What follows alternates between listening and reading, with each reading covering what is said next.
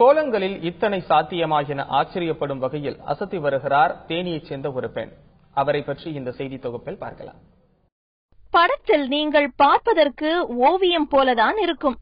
ஆனால் இந்த கண்கவர் சித்திரங்கள் எல்லாம் ஓவியங்கள் அல்ல, கோலங்கள் என்றால் நீங்கள் நம்பித்தான் ஆக வேண்டும்.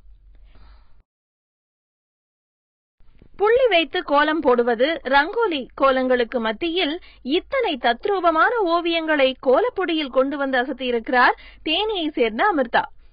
தனியார் பள்ளியில் ஆசிரியையாக பணிபுரிந்து வரும் இவருக்கு சிறுவயதில் இருந்தே கோலங்கள் போடுவதன் மீது தீராத ஆர்வம்.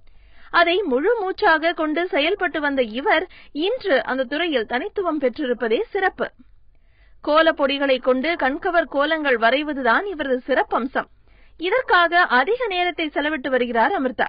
அதிகபட்சம் 10 வண்ணங்களில் கோலப்பொடிகளை பார்த்த நமக்கு இவரிடம் 800க்கும் மேற்பட்ட வண்ணங்கள் குவிந்து கிடக்கிறது ஆச்சரியமாகவே இருக்கிறது. சின்ன வயசுல இருந்தே பொதுவா படம் வரைஞ்சிட்டு இருக்கேன். என்னுடைய அப்பா வழியில இருக்கக்கூடியவங்க எல்லாருமே நிறைய பேர் நல்ல வரைகிறவங்களா இருப்பாங்க. அந்த ஜெனட்டிக்கா எனக்கு படம் வரைகிறதுல ஆர்வம். நான் இன்னும் கொஞ்சம் இதுல அட்வான்ஸா போய் கோலப்பொடிகள்ல அந்த படத்தை பிரசன்ட் பண்ணணுங்கிறது சின்ன வயசுல ஒரு 20 வயசுல இருந்து இந்த இதை பண்ணிட்டு இருக்கிறேன். என்கிட்ட இருக்கிற கோலப்பொடிகள் ஒரு 30 வருஷமா இருக்கக்கூடிய கலெக்ஷன்ஸ், ஒரு 800 ஷேட்ஸ்க்கு மேல இருக்குது. நமக்கு எளிதாக கிடைக்கும் பொருட்களை கொண்டு செய்யலாம் என்பதை செயலில் கொண்டு வந்த அமிர்தா விதவிதமான மண்களை கொண்டு கோலத்திற்கு வண்ணம் தீட்டி வருகிறார்.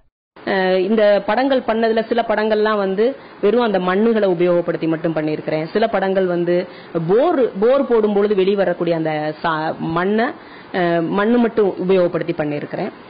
ஒரு வண்ணத்தை எடுத்துக்கொண்டால் அதிலும் குறைந்தது 80 ஷேடுகளை வைத்து கோலத்திற்கு கூடுதல் அழகு சேர்ப்பது தனி கலை. அதை திறம்பட செய்து வருகிறார் அமிர்தா. தை மாதம் முதல் நாளன்று 16 மணி நேரம் சுவாமி படத்தை கோலப்பொடியால் வரைவது இவரின் பல வருட பழக்கம். இந்த பணியை ஒரு தவம் போல் கருதி தன் முழு ஈடுபாட்டையும் இதில் செலுத்தி வருகிறார். 16 மணி நேரமுமே நான் ஒரு மெடிடேஷன் மாதிரி, அதாவது ஒரு தவம் மாதிரி தான் அதை பண்ணிட்டு இருக்கிறேன். ஏன்னா அந்த படம் போடும் பொழுது நான் சாப்பிட்றதோ தண்ணி குடிக்கிறதோ பேசுறதோ எதுவுமே கிடையாது. அந்த 16 ஹவர்ஸும் அப்படியே அந்த படத்திலேயே இருந்து கடைசியில முடிப்பேன். பள்ளியில் ஆசிரிய பணி ஒரு பக்கம் இருந்தாலும் விடுமுறை நாட்களில் எல்லாம் கோலத்திற்காக தனி நேரம் ஒதுக்குவது இவரின் வழக்கம். நாம் செய்வதை சிறப்பாக செய்ய வேண்டும் என்ற எண்ணத்துடன் இதுவரை ஆயிரக்கணக்கான கோலங்களை படைத்திருக்கிறார் இந்த பெண்மணி.